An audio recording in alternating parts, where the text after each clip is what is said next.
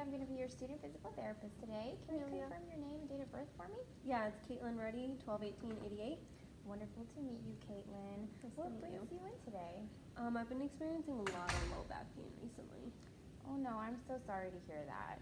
So what we're going to do is I'm going to ask you a series of questions, and I'm going to take some notes along the way to see how we can best help you. Is that okay? Yeah, absolutely. Awesome. So tell me a little bit more about the pain. Where is it located exactly? It's pretty much just running along the lower back on both sides. Both sides, okay. Can you describe the pain? How does it feel? It's just really achy and sore. Okay.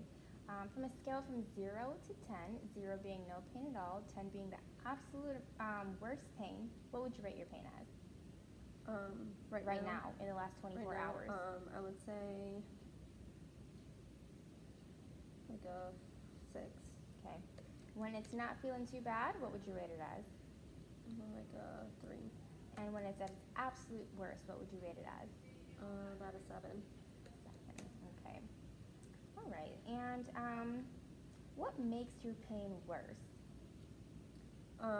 I'm a full-time student, so I have to carry my backpack a lot. It's really heavy, and it's a huge campus, so just carrying my backpack aggravates it a lot. And I work out too, so when I'm at the gym, I do lifting and stuff, and sometimes I have to cut my workout short because my back is just bothering me. Yeah, you really have to be careful in the gym. What school do you go to? UCF. Awesome. Okay. Yeah, they have a huge campus. Yeah, Is your backpack really heavy? Yeah. Okay. Something I used to do back in college is I used to use a rolling backpack, and that used to really help kind of just take the load off. Yeah. All right. So that makes it worse. Now, what do you do to help feel better? Really, just days when I'm like able to rest, and days I'm not working out, it feels a little bit better. Rest. So okay. yeah, I would say resting helps it. And about how long does it take for the pain to go away when you're resting? Maybe like an hour. I usually take some Tylenol too. Also, hot showers help too. Ah, okay, all right. So Tylenol. Are you on any other medication? Right now I am taking a birth control pill and Zyrtec. Okay, and what is are these prescribed? The Zyrtec is over the counter, and the birth control is prescribed. Okay, now do you feel like the medications are helping you? What they're for, yes. The Tylenol, it takes the ache from my back away a little bit, but it's not a huge help. But. Okay, all right. Have you had any side effects from any of these medications? No? Okay. And what's the dosage and amount that you take? Not sure off the top of my head. Not sure. Do you take them as prescribed though, as it's written on the bottle? Okay, we just want to make sure you're following directions there. Now, let's see. Is your physician aware of this pain? I haven't been to my physician about it just because I called and they said it would take like 3 weeks to get in, and I've already been dealing with this for 2 weeks, so I just wanted to see maybe if this would help me out. Okay, so 2 weeks. So when exactly did it start? Was it 2 weeks ago? Yeah, it was 2 weeks ago. I was moving out of my apartment 2 Saturdays ago, and I was picking up a box. I didn't realize how heavy it was, and did something to my back, and it's just been bothering me ever since. Okay. Now, since that 2-week time frame up to today, do you feel like it's getting worse, better, or staying the same? I would say it's pretty consistent. I haven't really seen it getting any better or worse, actually, so staying the same. So these symptoms of back pain, now, is this unusual for you? I know we explained the incident, but never before? Yeah, I've never had back pain before this. Okay, so not unusual. Got it. Any other abnormal symptoms that's going along with this complaint? I've been feeling really fatigued lately. Okay. Can you describe that fatigue for me? I just get really tired, like especially when I'm having to go to school. I go like from 8 to 5 every day, and it's just a lot. Yeah, I understand. I remember school. So it's interfering with your daily activities? I just feel really tired. I mean, I push through, but it's taken its toll on me for sure. Okay. And when you start to feel the fatigueness, is it sudden, gradual, or it comes on fast? I would or say slow, excuse me. I would say it's a gradual pace. I mean, as I go through the day, I get more and more tired. By the end of the day, I'm really fatigued. Okay. Now, in addition to those two, any other unusual symptoms? No, not really. Okay. Now, regarding that back pain, that's probably also, I'm sure, contributing to the discomfort that you're feeling. Is it localized, or are you feeling it spread anywhere else? The back pain, Mhm. localized. Localized, okay. Now, I just want to get some info on some family history. Do you have any family history regarding hypertension, stroke, cancer? My mom has hypertension. Okay. Any other prevalent diseases? Nope. Other than that, clear family history, thank God. Okay, awesome. All right, so thank you for giving us this information. We're going to go ahead and continue on with some tests and measures to see how we can further help you, okay? Okay, thank you. You're welcome. Auscultation of the lung is an important part of the respiratory examination and is helpful in diagnosing various respiratory disorders. Auscultation assesses airflow through the tracheal bronchial tree. Something we can listen for are called coarse crackles, which are discontinuous, brief popping lung sounds. Compared to fine crackles, they are louder, lower in pitch, and last longer. Crackles that are fine are brief, discontinuous popping lung sounds that are high-pitched. Crackles, also known as rales, can be heard in both phases of respiration. During early inspiration and expiration, early crackles can indicate chronic bronchitis. Late inspiration crackles may mean pneumonia, CHF, or atelectasis. Wheezing are adventitious lung sounds that are continuous with a musical quality. Wheezes are caused by the narrowing of the airways. Remember, during these procedures, the patient is always asked if they are comfortable before the palpation begins.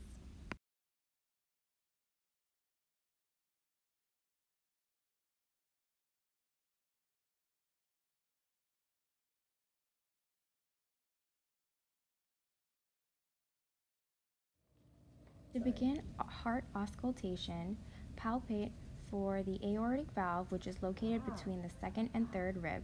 Then go to the right and locate the pulmonic valve, which is also located between the second and third rib. Then palpate down between the fifth and sixth rib for your tricuspid valve and your mitral valve. Shown here, the patient is politely asked to raise their breast tissue and if they are comfortable with it.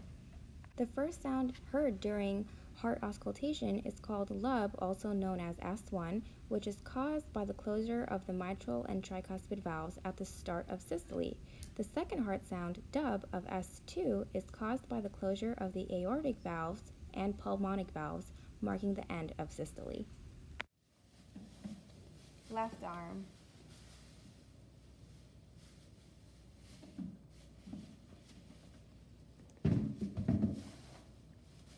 Have a good one, guys. You as well.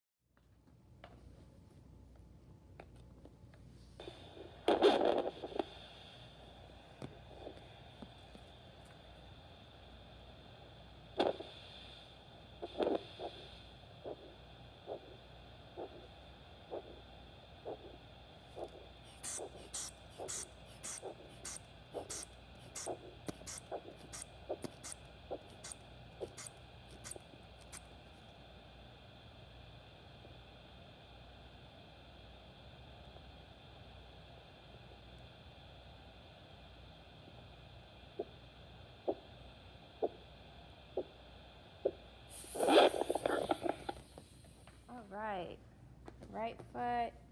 I'm going to locate the artery. Lovely.